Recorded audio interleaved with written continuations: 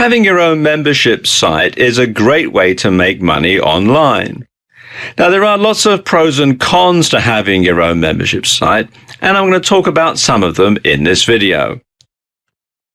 Okay, let's talk about the pros, because these are often the reasons that people get involved with a membership site in the first place.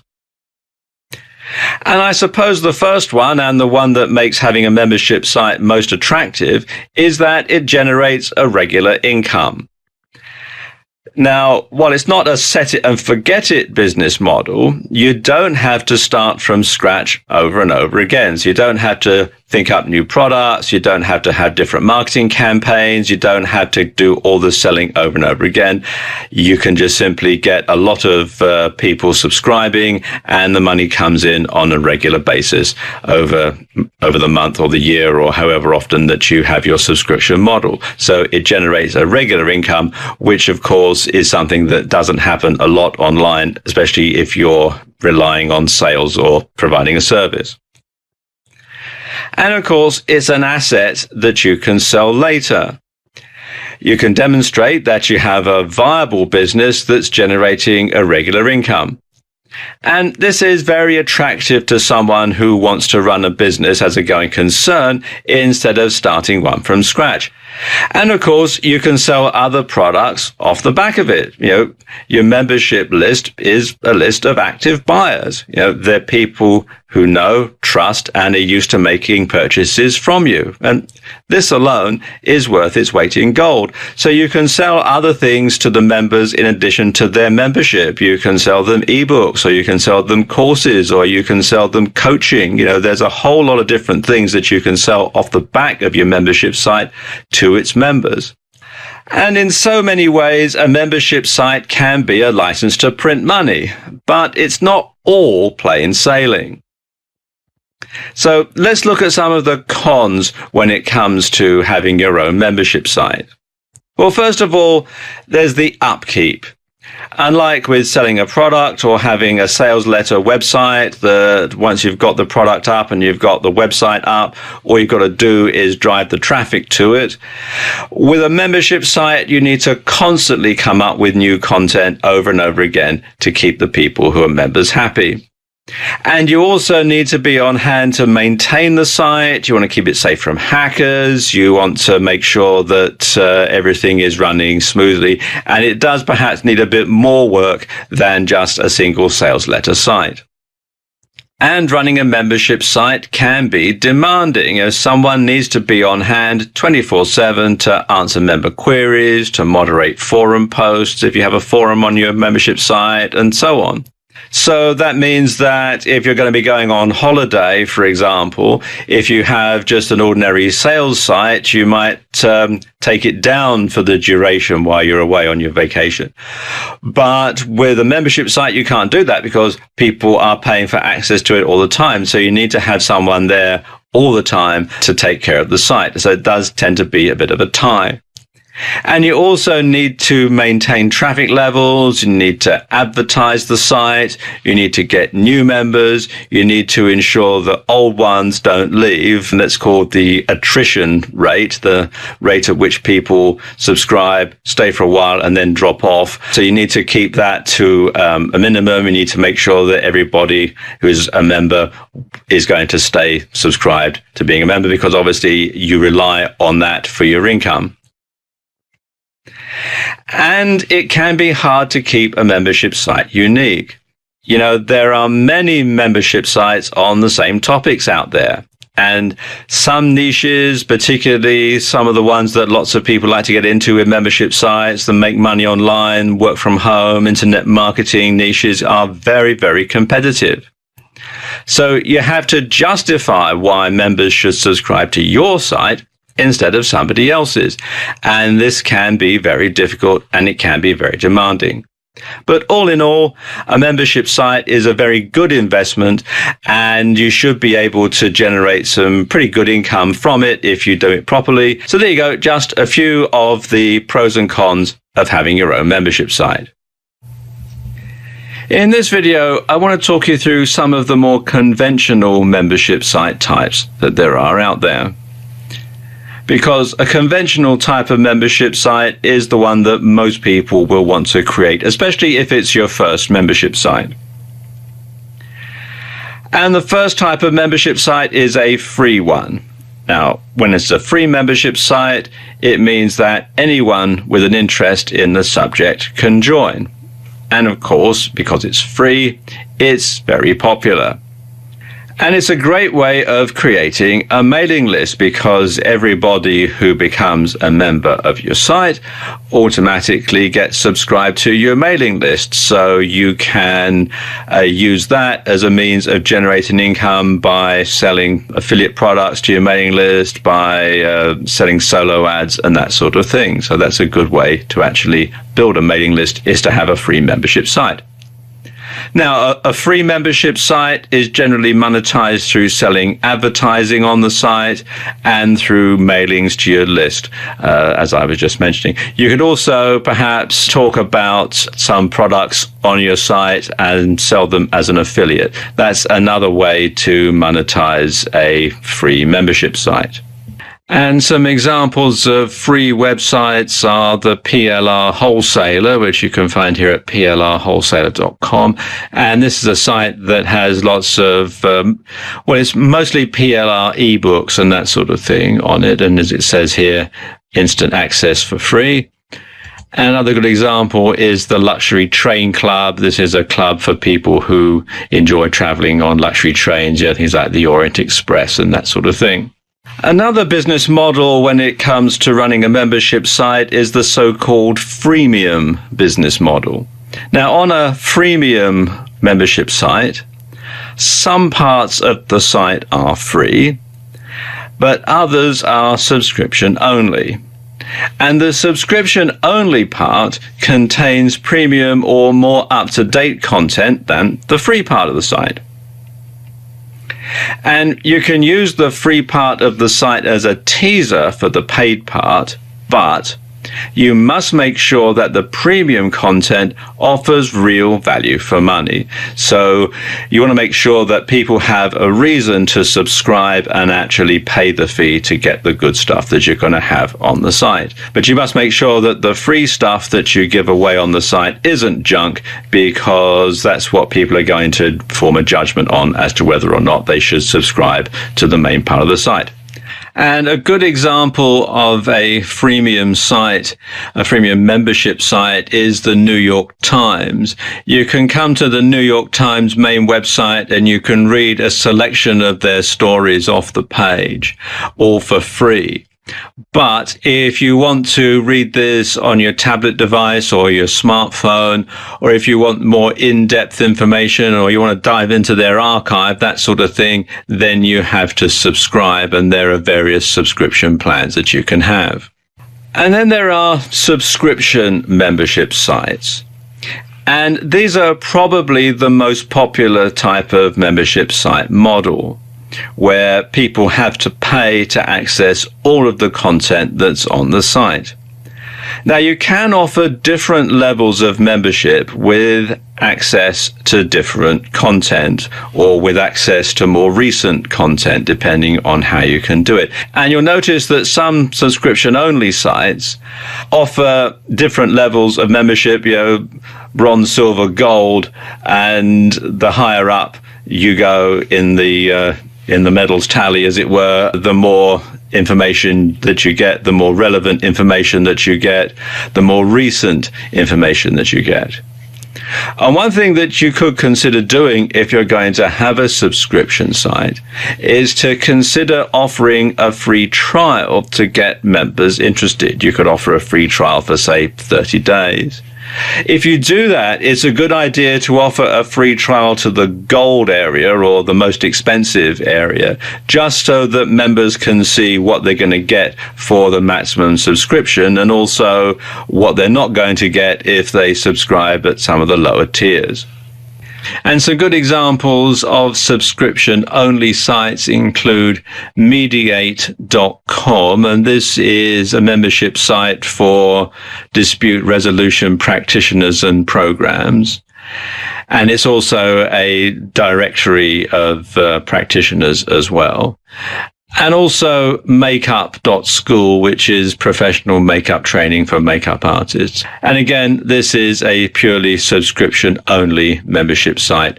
And this is also a good model if you're offering courses or training, because what you can do with a subscription website, you can offer training by the course, or you can get people to take out a monthly or an annual subscription for unlimited access. And a very good example of this type of site is lynda.com, which is lynda.com. And they do offer a 10-day free trial, but then after that, it is subscription only. And they do offer different membership levels as well. If I just click here on sign up, you can see here, you've got standard and premium, and you can see premium gives you access to more areas of the site. And finally, you can have a membership site as an offshoot of a club or an organization. Now, in this sort of model, access is strictly private and is limited to club members only. And sometimes non-members might be offered access to the forum part of the site, just as an incentive to get them to join the club itself so they can see what it's like to be part of the community. Let me show you some examples. First of all, this one, the Austin Healey Club, and this is a club for aficionados of the Austin Healey sports car. And you can see on the front page, there's all sorts of information about the club and the sort of things that it does to entice people to become members. And of course, membership doesn't just mean you get to access the site. You do all the other stuff that goes with being a member of a classic car club. But you can see they do have a members area, and things in here would only be accessible to members of the club itself. Then you've got the Maidenhead Lawn Tennis Club, and this sort of site is typical of many sports club membership sites. You had to be a member of Maidenhead Lawn Tennis Club to access a lot of the things here, like booking a court or looking here in the members area, the members phone book and committee meeting minutes, etc. And then also the London Chamber of Commerce. Again, a lot of information on the front page, which might entice people to join the organization. But if you really want a lot of the information that's on the website, then you do have to be a member. So as you can see, there are all sorts of different types of membership sites out there. So take a look and see which one is going to best fit your requirements. In this video, I want to talk you through some of the different types of unconventional membership sites that there are out there, because there are lots of sites out there on the internet that are technically membership sites, but you might not be aware that that's exactly what they are. And these are the sort of things that you might perhaps want to copy or to build on. Now, the first type of membership site that a lot of people don't really think of as a membership site are actually social media. Now, I'm not talking about social media like Instagram or Twitter, because they're really more apps than web-based. But lots of social media sites, well-established social media sites, actually started out as being just a pure and simple membership site. Let me give you some examples. And I suppose the granddaddy of them all is Facebook, and Facebook is a membership site. In order to access the site, you have to be a member. And it started out, the story that it was just for students at Harvard University, and then it simply grew and now covers the whole world. But it's a good example of a free website as well, because it doesn't cost anything to join Facebook, and they make their money through selling advertising. So again, Facebook, you might not think of it as being a membership site, but really that's exactly what it is. Another example here is LinkedIn, and LinkedIn is a networking site for business professionals. And again, it is a membership site. You have to be a member in order to read the profiles or read the profiles in detail of other members and to participate in the discussions and that sort of thing. And it is a good example as well of a freemium site because it doesn't cost anything to join to have basic access. But if you want some of the more advanced parts of the site, some of the more advanced statistics, then you do have to take out a subscription and become a full paying member.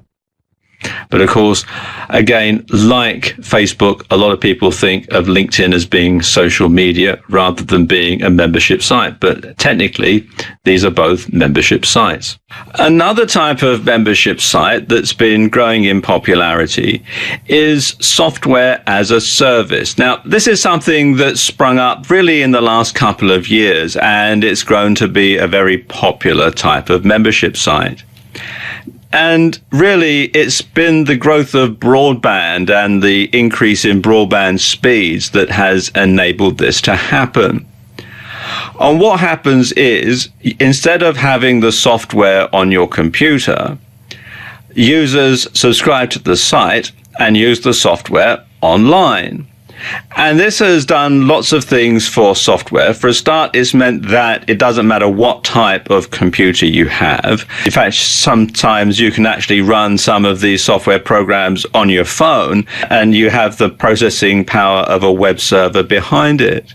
But also, it has a big advantage for software developers insofar as it makes it virtually impossible for software to be pirated. I mean, up until a few years ago, when all software had to be installed on your computer, you had to have different versions for PCs or Macs. And of course, you look on a well-known auction site and you'd find all sorts of people selling knocked off copies of Photoshop or Microsoft Office or that sort of thing. But with software as a service, with people accessing it through a membership site, that can't happen because the software doesn't get downloaded.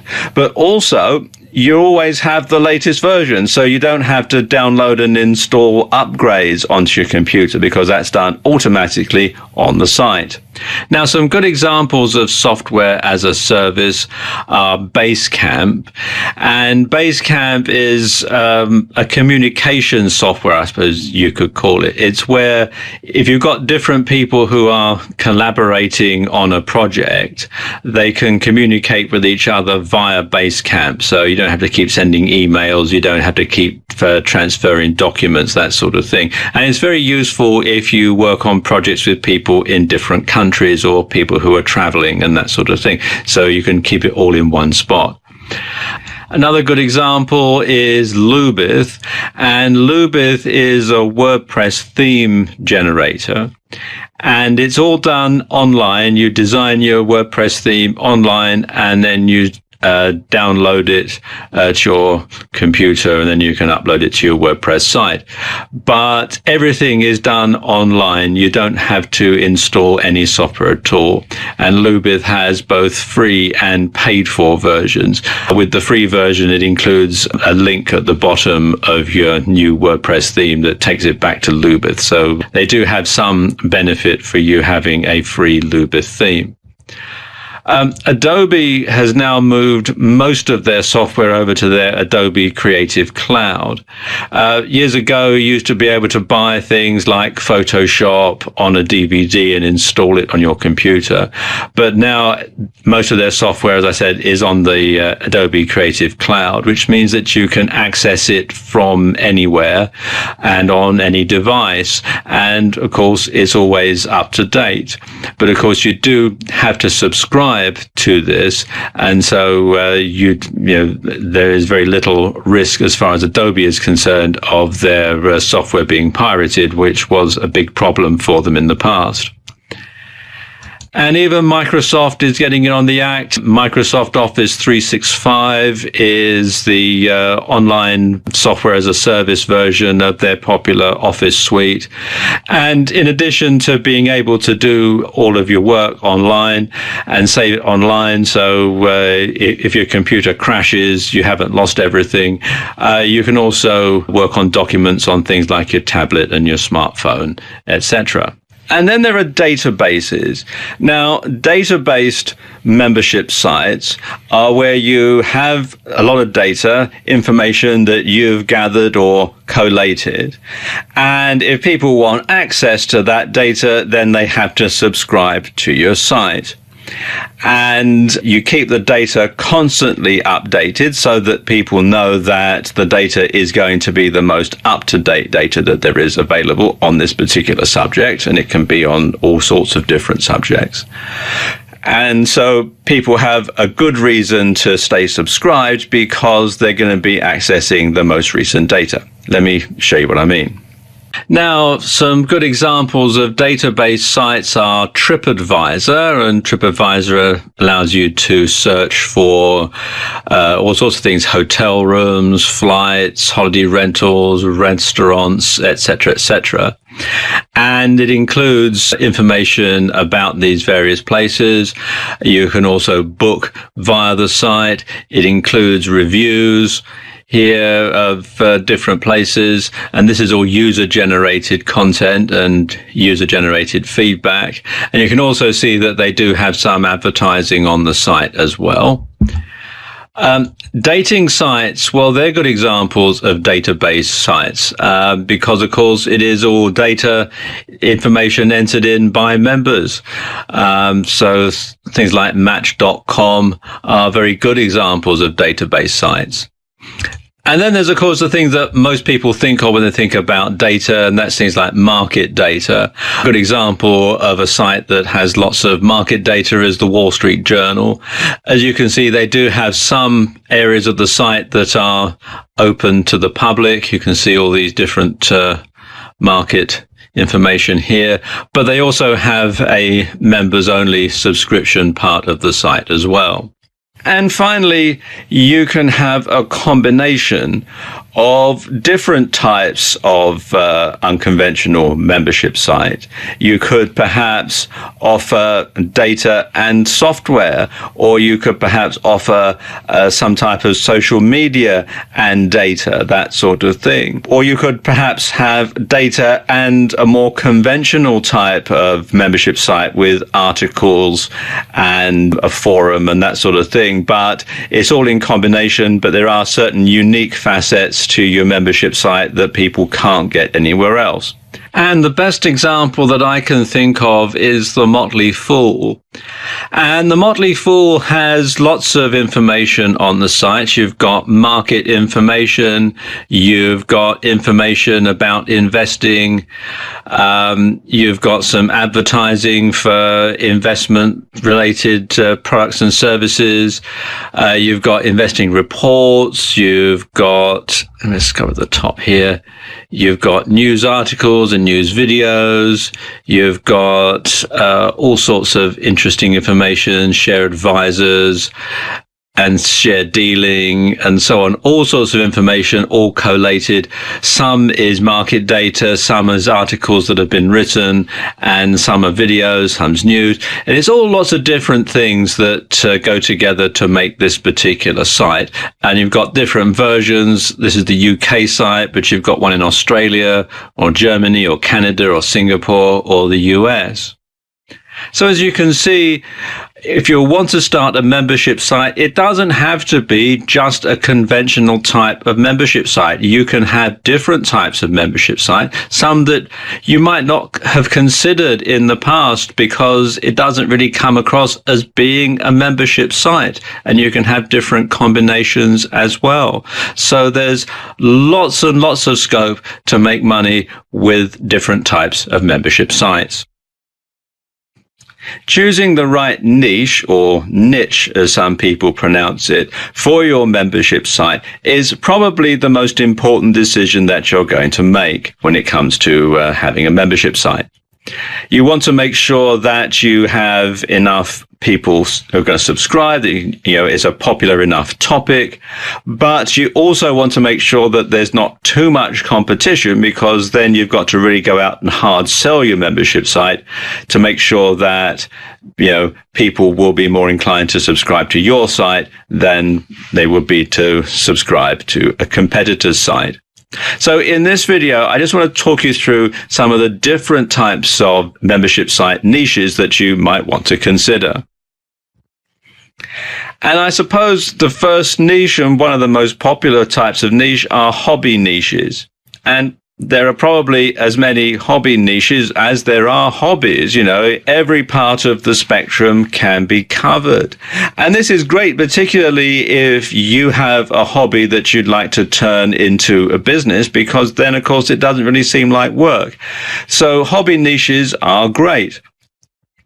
Now, hobby niche membership sites work best if you can, first of all, demonstrate tips and tricks. I suppose the best example of this is if you have a video game-based hobby site and you can show how to get to the next level and that sort of thing. And it also helps if you can have tutorials. There's lots of hobby sites out there based on restoring classic cars, and they'll have tutorials showing you how you can do a certain job, how you can make something new again, and that sort of thing. And they're very, very useful. And of course, if you're able to let users share ideas, then you can really build your hobby membership site into a real community, a real portal that everybody who's interested in that particular hobby is going to naturally gravitate to. And a good example of a hobby site is this one, thequilt.net, which is all about quilting. And as you can see, you've got some information here in the public domain, but you've also got a lot of information that is just for members. You can click here to access the members area.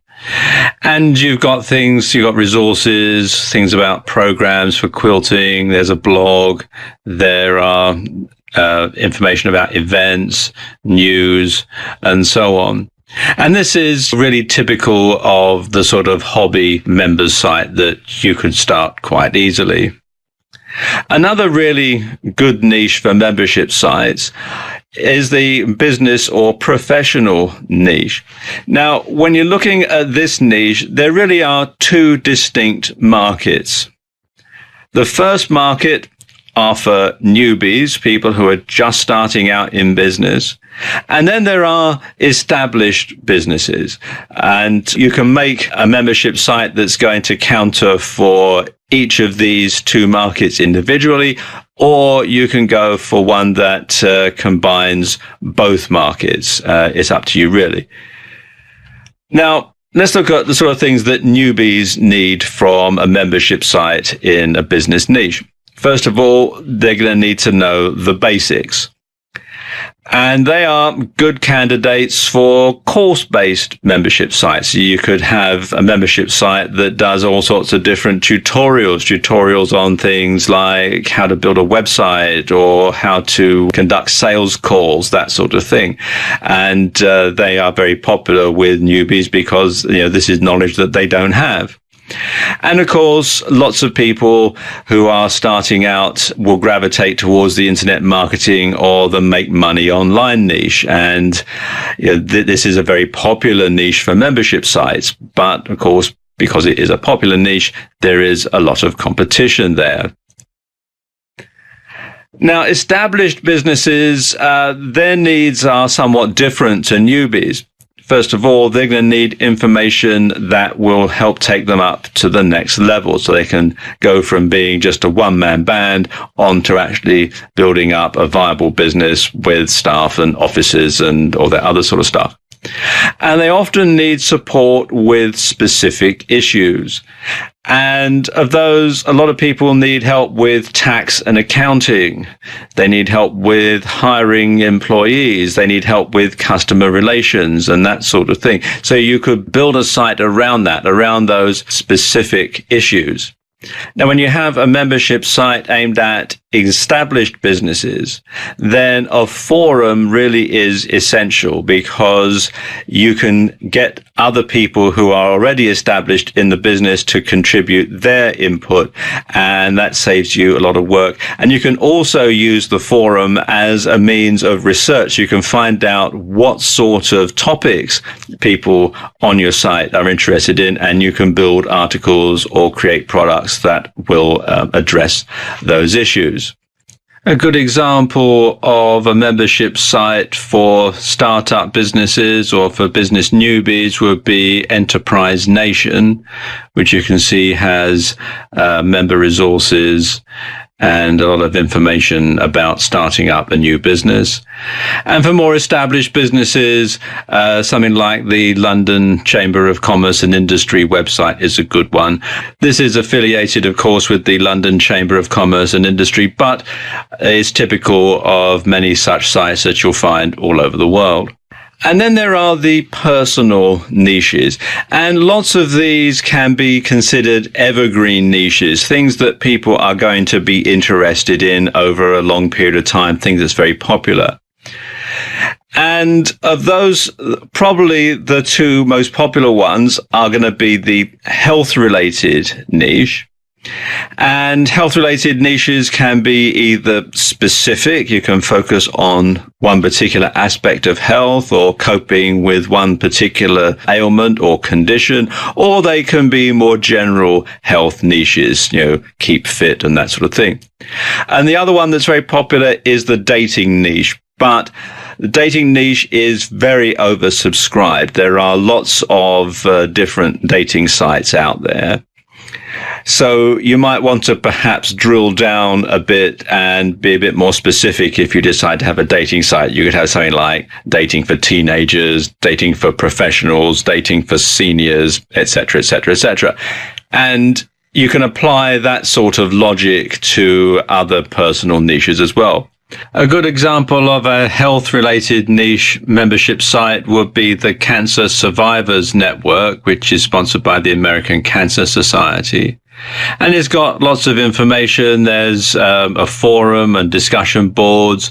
There are resources, the chat room, and so on. And you can apply this sort of format to other health-related niches as well.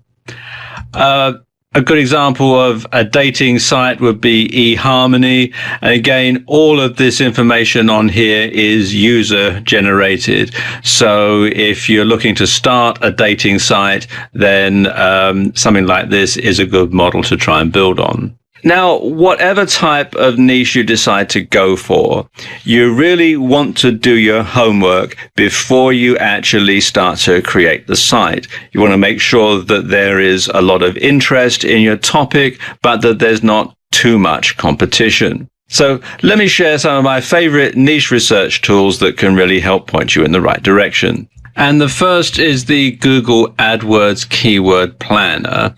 Now, it's quite a long URL, but if you just type Google AdWords Keyword Planner into Google, you'll be redirected to the site. And you can log in with your Google ID. And it basically gives you a lot of information about searches for particular keywords. We're using membership site for this demonstration. And you can see when trends are, when searches go up and down. And it also gives you a lot of information about how much it would cost you to buy a Google AdWords ad for these particular keywords. And that, I suppose, is its primary purpose, but you can use it just for straight market research. Another one is the SEO Book Keyword Tool, and this gives you a lot of information. It's quite complicated, but there is a video on the site which explains how it all works, and you can find out more at tools.seobook.com/keyword-tools/SEO book. Then there's Market Samurai. Now, Market Samurai can be a bit hard to get your head round to start off with, but once you work out exactly how it works, you can get a lot of information about market research this way. It is a paid-for piece of software, but you can get a free trial, which should be enough to, just to help you get started and set you on your way to doing your market research for your membership site. And there's CB Engine, which you'll find here at cbengine.com. And CB Engine will tell you the most popular products on ClickBank. One tip here is if you come down and click on this radio button here where it says recurring only yes, then you'll get a list of their top performing recurring payment products. And these are more likely than not to be membership sites. So you can get an idea as to what type of membership site is popular at the moment. And this in itself is also a membership site, and it is actually a very good example of a curated data site as well. So a few ideas to help you find the right niche for your membership site. There are lots of different platforms that you can use to build your membership site. And I'm going to talk about the 3 most popular ones in this video. Now, the first one is WordPress with S2 Member. Now, S2 Member is a WordPress plugin, and there are both free and paid for versions. And you can install the free version of S2 Member from within the WordPress dashboard, just like you would any other plugin. And you can get the paid for version from this site here, s2member.com. And you can see it's very advanced. You've got all these different payment methods it'll integrate with. There are S2 member compatible themes, and there's a whole lot of stuff about it which you can read on the site. Several versions that you can have. They can say there's the free version, there's the pro version that just goes on a single site, or if you're planning on having more than one membership site, then you can have the multi-site version, which is slightly more expensive. But these are one-time payments, it's not recurring. So once you've got it, you've got it. And then there's MemberMouse. Now, MemberMouse is another WordPress plugin, but it is perhaps slightly more sophisticated than S2 Member. And you can read all about it at membermouse.com. This is a paid-for piece of software, but the amount that you pay, and it is a subscription piece of software as well, so it is a recurring payment. But basically, the amount that you pay depends on how many members you actually have on your membership site. It does come with a 14-day free trial, and you can read more at membermouse.com. And finally, there's Wishlist Member. Now, Wishlist Member is a standalone membership site application, and you can read all about it at member.wishlistproducts.com, and it explains all about it, and there is a video on the site which explains it in some detail, and you can also see the pricing options here as well. Now, those are the 3 most popular ones, but there are lots and lots of different types of membership software out there. And you can just do a search here in Google for membership site software. And as you can see, there's about 8.9 million at the time that I'm making this video. So take some time, look around, try the free trial versions, and just see which one works for you and which one you think you're going to be happiest with. But it's best to find out one that's going to work from the start, because it's very, very difficult to change your software halfway through, because then everybody's got to resubscribe, and you'll find that a lot of people simply can't be bothered. And it's a very important decision that you really need to make before you start your membership site. So do take some time to look through the different options. In this video, I want to talk about why you should have a forum on your membership site. And I'd go so far as to say that a forum really is an essential part of your membership site for a number of reasons. First and foremost, it allows member interaction. And when members can communicate with each other and they can share ideas, then it gives them a good reason to stay subscribed, so your attrition rate will go down. And of course, it gives people a reason to come back. And sometimes people will stay members just for the forum after they've read all your articles, after they've watched all your videos and everything else that you've got on the site. Sometimes it's the fact that they can communicate with like-minded people via the forum that will make them come back and stay subscribed to your member site. And of course, when you have a forum, you can find out what your members are interested in. And when you do that, you can expand on popular discussions. And you can use those as a base for developing new content. So you can see what people are talking about on your forum, go out and do some more research, write some more articles, and give them more reasons to come back and stay subscribed to your site. And you can also use polls and surveys as part of your forum to really find out exactly what your membership wants. And once you can find out what your membership wants, then you can supply it to them and give them more reasons to stay subscribed, or even to upgrade to a higher level of membership, or even you can make different products off the back of what you find out from the forum on your membership site. And in fact, your entire membership site could be a forum. One of the best examples of a membership forum site that I know of is the Warrior Forum, which you can find here at warriorforum.com. And this operates on the freemium model. And what this means is that certain parts of the site, like the main internet marketing discussion forum, the Warrior Forum is all about internet marketing, are free for members of the public to access. But other parts of the site, for example, the War Room and some of these other parts of the site, are for members only. And they get lots of members and lots of viewers. As you can see here at the time of making this video, there's over 1,000 people viewing the main internet marketing discussion forum and 1,600 people looking for a Warrior special offer. And anybody can come along and access these parts of the site. But if you want to go into the War Room, then you have to be a fully paid up member. Likewise, if you want to place an advertisement on the Warrior Forum, either a Warrior special offer, otherwise known as a WSO, or a classified ad, then you have to be a fully paid up member. And the War Room in particular has lots of things in there that are former WSOs that people give away.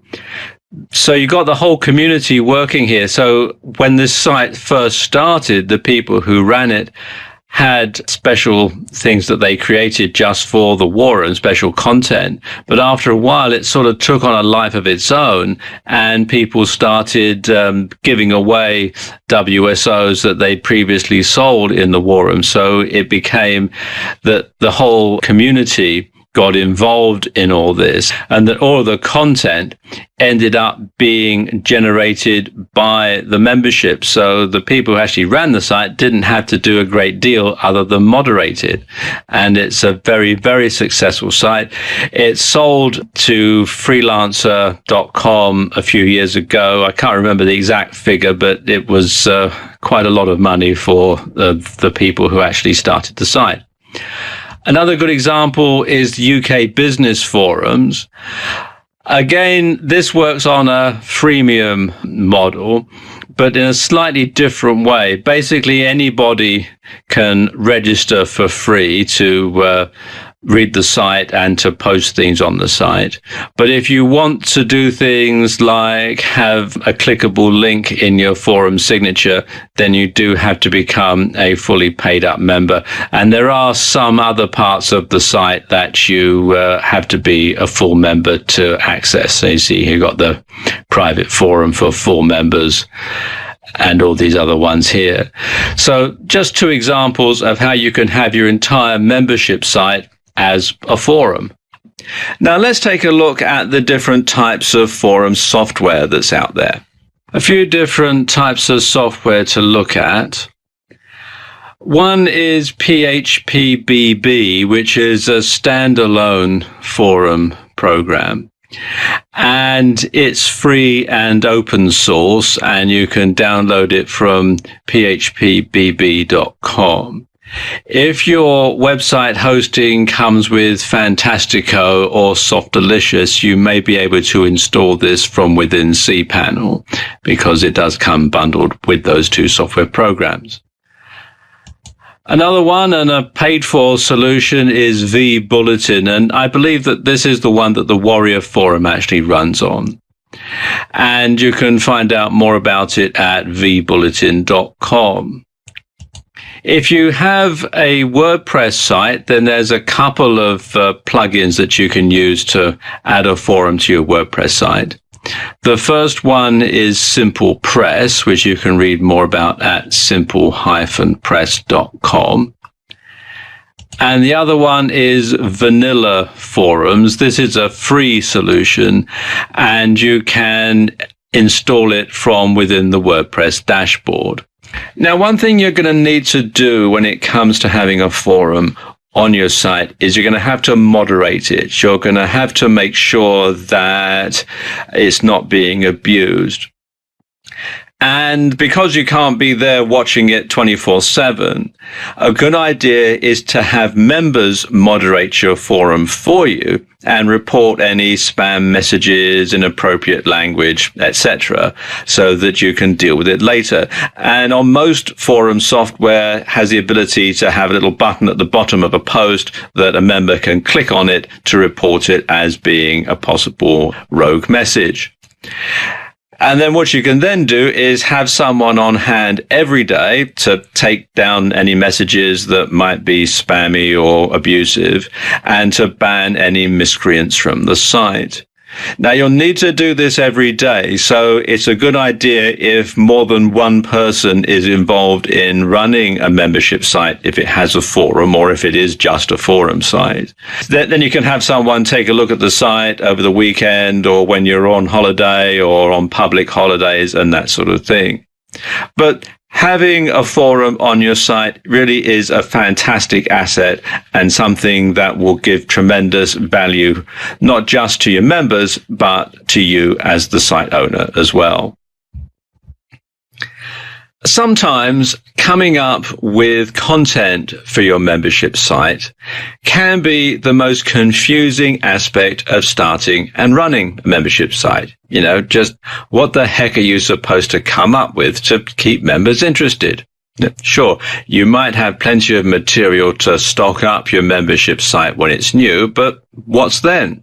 How do you keep coming up with fresh content week after week or month after month? And what sort of content should it be anyway? Well, let's talk about the types of content that you can have on a membership site. Probably the most common type of content on a membership site is written content. And the written content often takes the form of articles, and these can be read online or they're articles that members can download.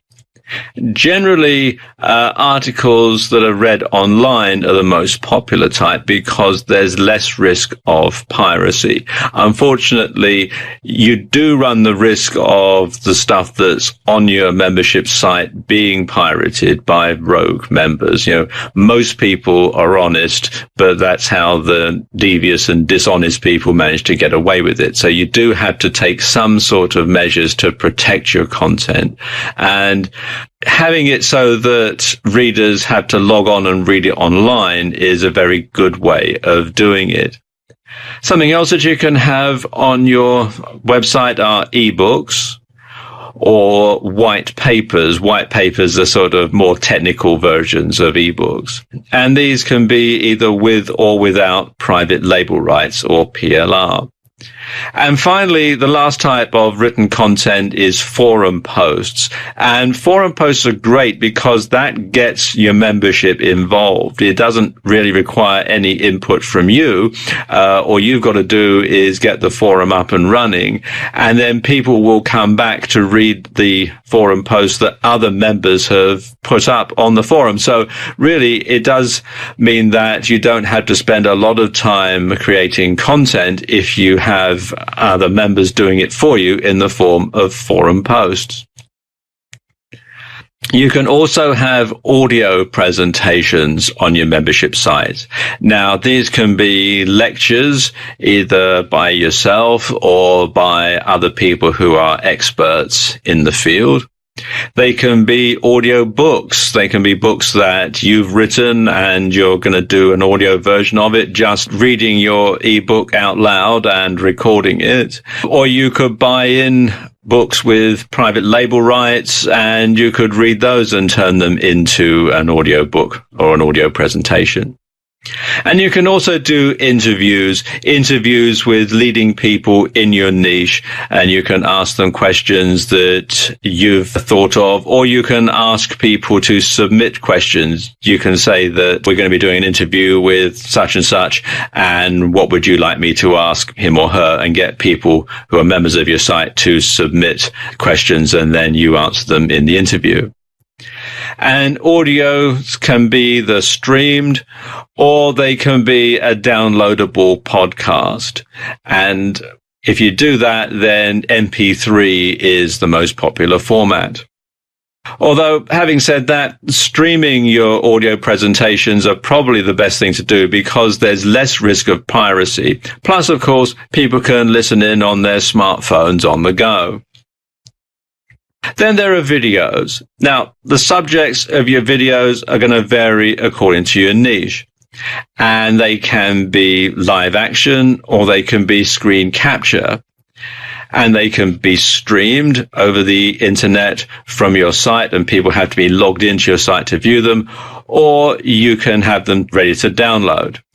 And if you do have them as a download, you can also, like with ebooks, have them with private label rights or PLR, just to add that extra bit of value. If you're going to embed videos and stream them from your website, you'll want some software to enable that to happen. And probably the best video player out there at the moment is JW Player, which you can read more about at jwplayer.com.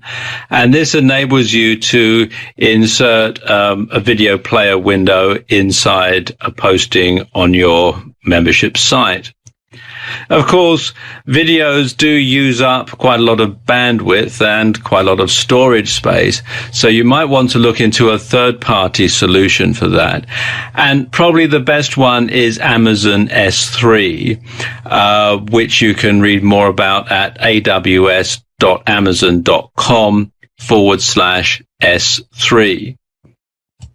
It's best not to embed YouTube videos into your membership site, because even if they're not able to be found as part of a YouTube search, and you can set things up that way so that they're not searchable, but quite often people find that members object to paying for something that they could potentially get for free on YouTube. So it's best to avoid streaming your videos from the members only part of your membership site using YouTube.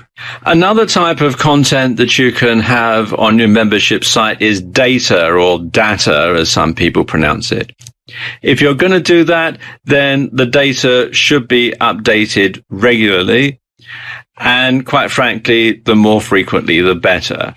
And if you can make it convenient for people to find all of the data that they need on your site rather than having to look on different sites, or you can provide data that they can't get anywhere else, then you'll have a guaranteed audience and repeat subscriptions. Then there's software. Now, software as a service is a growing market. Now, the thing is, when you have software as a service, people have to stay subscribed in order to access the software or app. And of course, there's nothing to stop you from having a membership site that contains multiple types of content. Probably the best example that I can think of a site that does all this is The Motley Fool. And The Motley Fool has market information, it has articles about investing, it's got stock picks, there's a community, there's a community forum sort of thing here, discussion boards as they call it here, and all sorts of information all rolled into one subscription site. Now let's talk about the sources of content for your membership site. First of all, you can come up with your own content. Let's look at the pros and cons. Well, pros, first of all, it's guaranteed to be unique. And of course, you can change it and you can repurpose it because it is your own content. On the downside, though, creating your own content can be very time consuming. And so that's probably not the most efficient use of your time. So the next thing that you can do is to outsource the creation of your content. On the pros side, well, it frees up time for you to build the business. You can actually work on your business rather than in it. And you can vary the content type by getting different people to create different types of content. Now, on the downside, this can be expensive, and the freelancer that you have in mind might not always be available because he or she might be doing a job for another client. And then there's private label rights, or PLR. Now, on the pros side, PLR stuff is very quick. And of course, it's very easy. You can do this in just a few mouse clicks. And it's a lot cheaper than other solutions. Now, on the downside, of course, it's not unique. And for that reason, it's going to be hard to differentiate your site from other sites that are using the same PLR content. So you do need to take that into consideration. And then there's user-generated content. On the pros side, well, it's probably the best source of data. It's unique, and of course, it's free because the users generate it. On the downside, though, well, it needs to have some users to generate, so it's hard going in the early days. And of course, it needs moderating 24/7 because sadly, some people are going to abuse this. They're going to post spam comments. They're going to post abusive comments and that sort of thing. So you do need to have some means of monitoring it all the time. All in all, there's lots of different ways of populating your website with content, and I hope this video has pointed you in the right direction. How to keep your members coming back for more and reducing the attrition rate can be a real problem for some membership site owners.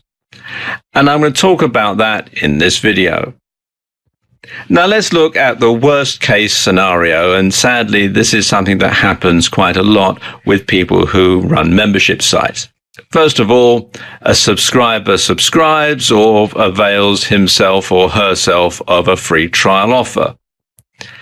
They log in, they read all of the content, or they download all of the materials that are available to download. Then they go away and you never see or hear from them again. And you simply watch as your website withers and dies through lack of subscribers. And this scenario repeats itself over and over again to the point where your website becomes unviable and you shut it down. So in order to make sure that that doesn't happen, you need to offer something that's unavailable elsewhere. And that can be something like unique content, or it can be unique data. And you also want to make it more convenient for the subscriber to find the information that he or she wants from your site rather than searching around. So even if the information is available elsewhere, if the subscriber can find everything that they want on your site, they're more likely to stay members because it's just easier for them. It saves them time. Another good way to keep members coming back, and indeed to generate more members, is to have a referral scheme. So you could offer existing members, X month free for every Y new subscribers that they bring in. And you can also keep members involved by running contests. And when you run a contest for, say, the best submitted article or the most popular forum post of the month, that sort of thing, that does give members an incentive to come back and to submit content, and also to come back and vote and to see who is actually in the lead in the contest.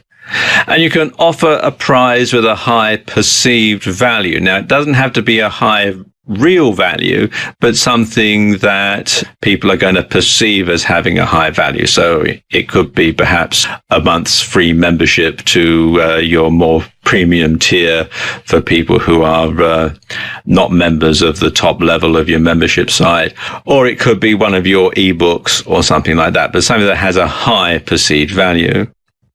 And sometimes, though, just the prestige of winning is enough. Just sometimes being at the top of the winners board is enough of an incentive to get people to enter the contest and to come back to see who's won. You could also offer members-only discounts on other products or services that you make.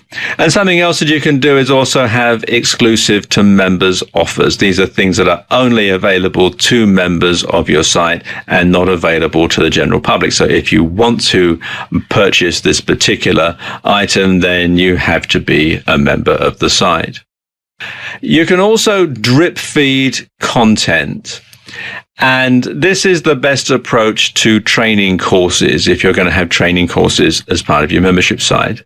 Because then people can't just simply download everything in one go and then clear off. Or you can offer access to all the courses, so everybody can access all the courses, but then you add a new course every week or every month. So there's always some new content for people to come back and see.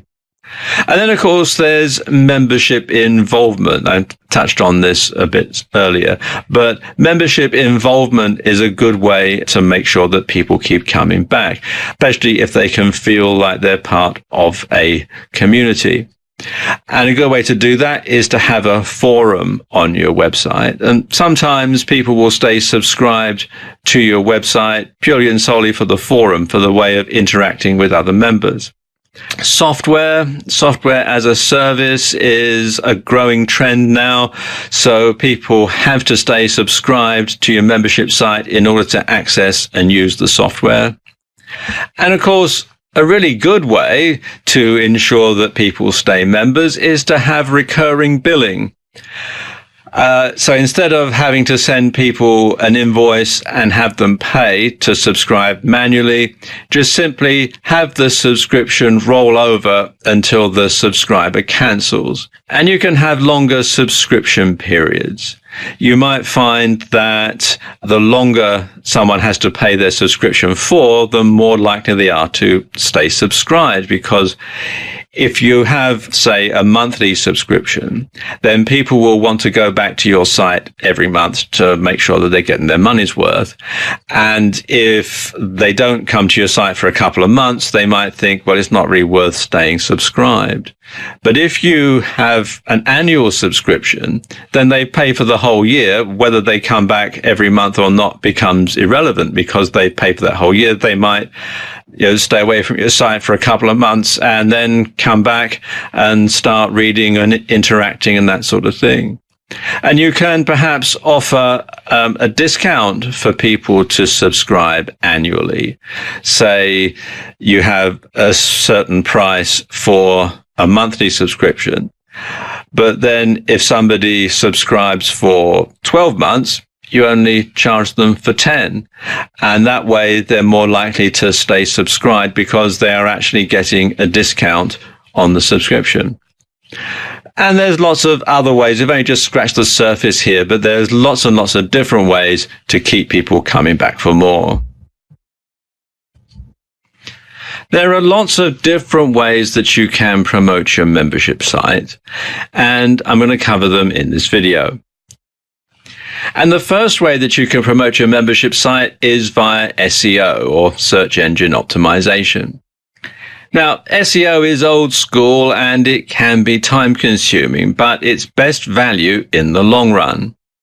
And this sort of thing works best for free or freemium sites where the search engine spiders can come in and actually crawl the content, and it can be displayed in search engine rankings. And it's perfect for forum sites or sites with a forum that get indexed. For example, this search here in Google, what to do if you're desperate, shows up a post on the Warrior Forum. So again, they didn't do anything to get this site indexed or to get this particular thread in the forum indexed, but it has been.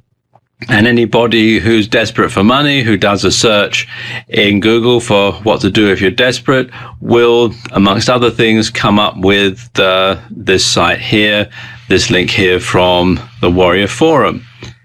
And it's at number 1, 2, 3, 4, 5. So it's in the top half of the search rankings, and it hasn't cost the people who run the Warrior Forum anything to get this and to get people to the site from this particular search. And then there are solo ads. Now, solo ads are where you get in touch with a mailing list owner in the same niche, and they send an email about your site to their list membership. And this works well because it's highly targeted. Only people who are interested in the topic are going to get to see the email. And because the email comes from a trusted source, it's not going to be considered spam. And so it's more likely to get opened and to get read, and people will find out about your site that way.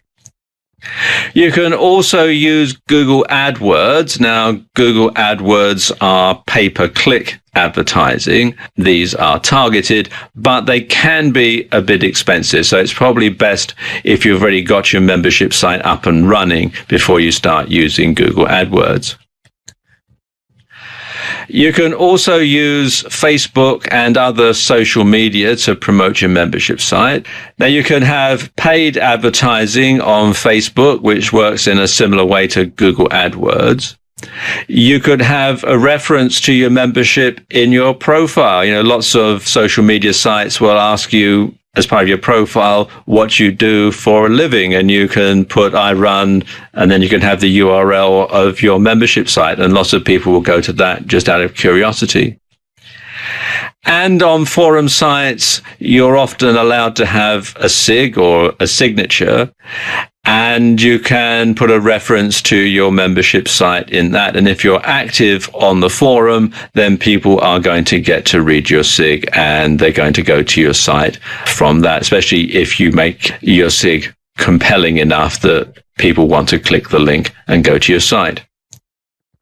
Then there are referrals and word of mouth. Well, as the old saying goes, word of mouth is always the best form of advertising, because if somebody gets a recommendation from someone they know and trust, they're going to be more likely to act on it than they would do on an advertisement that they're just reading cold.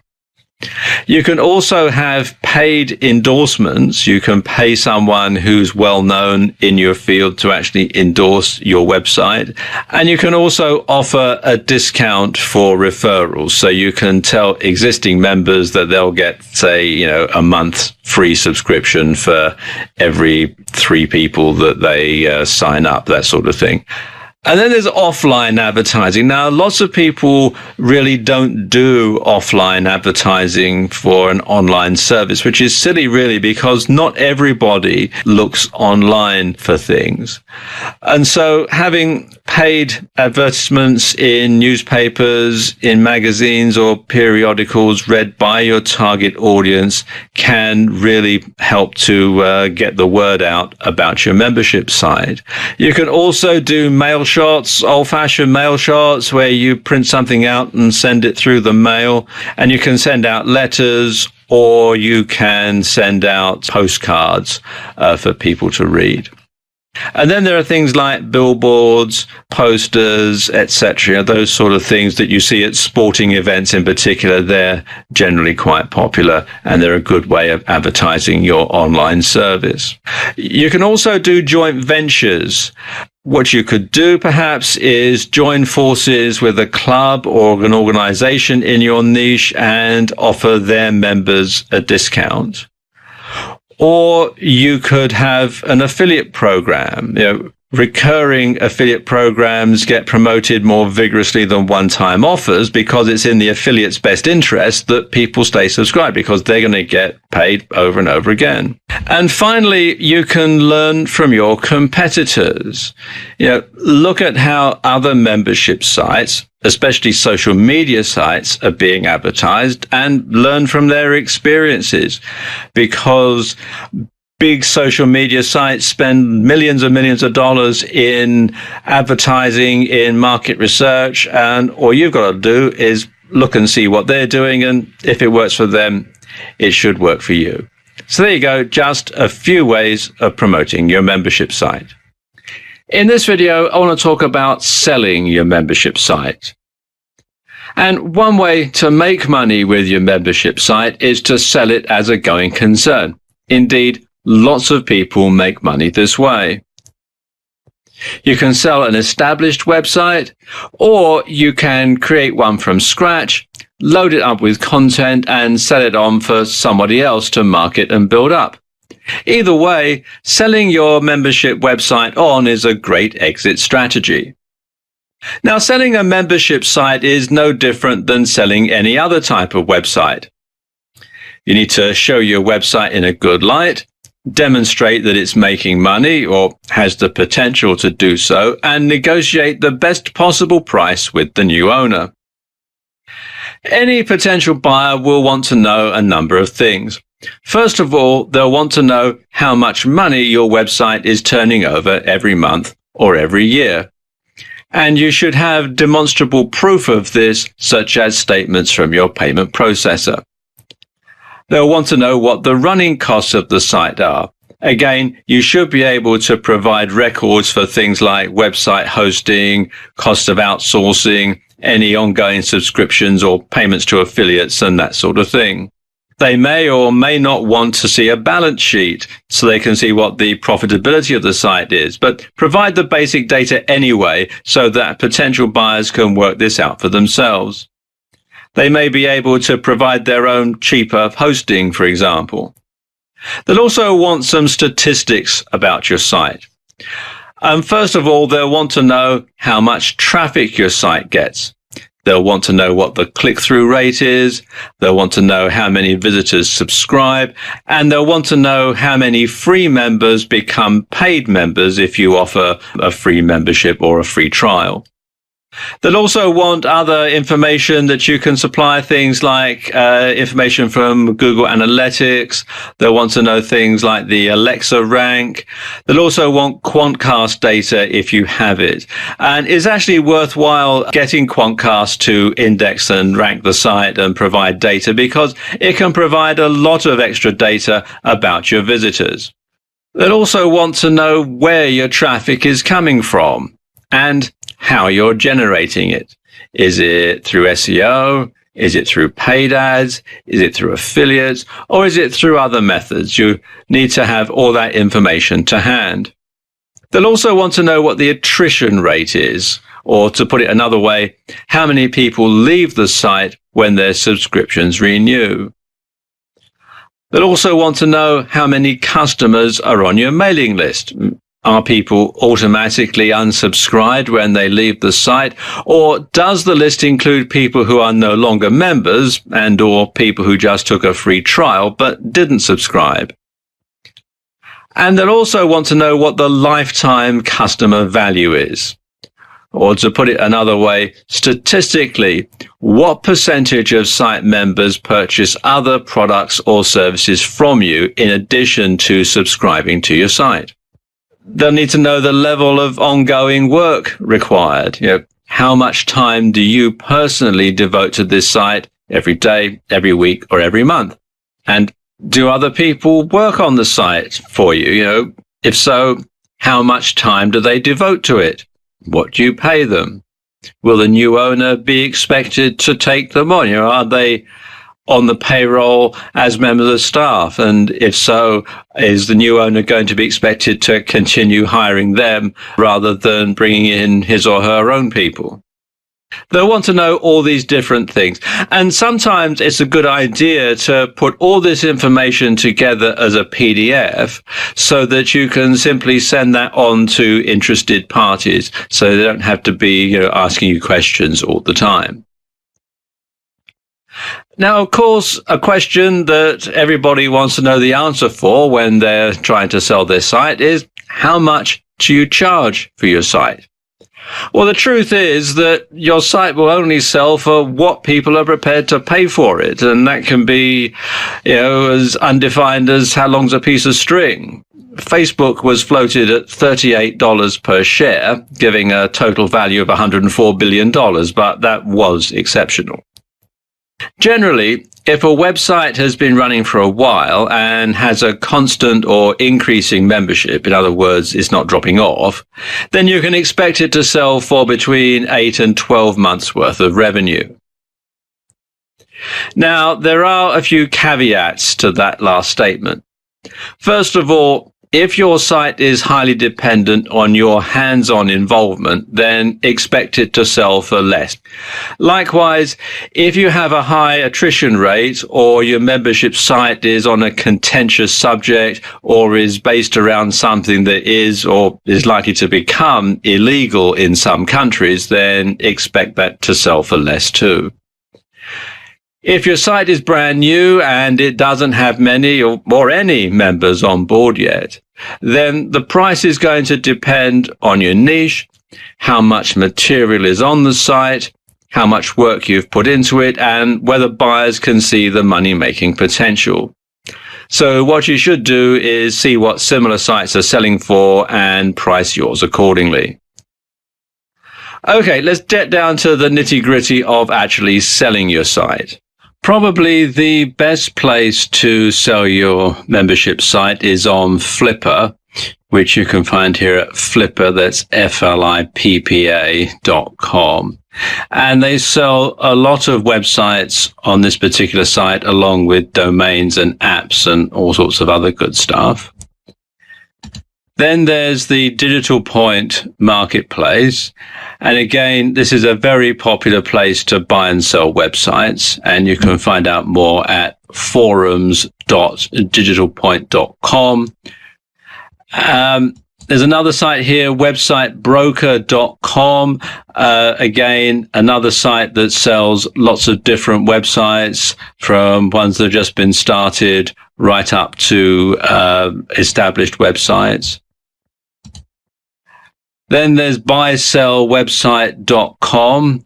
Again, another very similar site and quite a popular marketplace.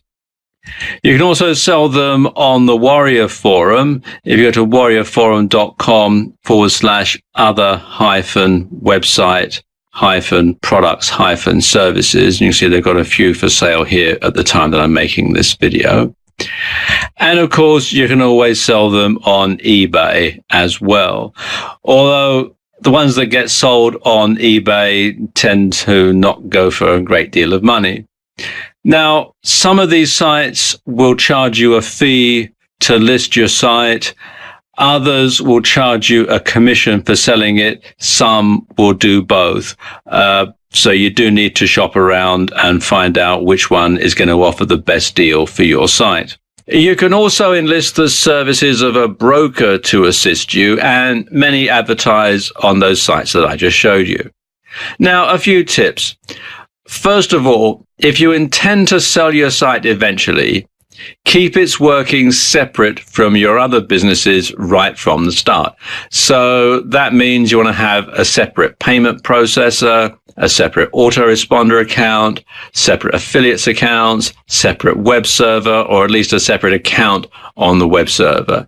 And that means that when your site is sold, all you've got to do is transfer everything over into the new owner's name, and they can carry on, and it can be a seamless and uninterrupted service. Another thing is, if you're going to start another site in the same niche, you want to do so before you sell your current one.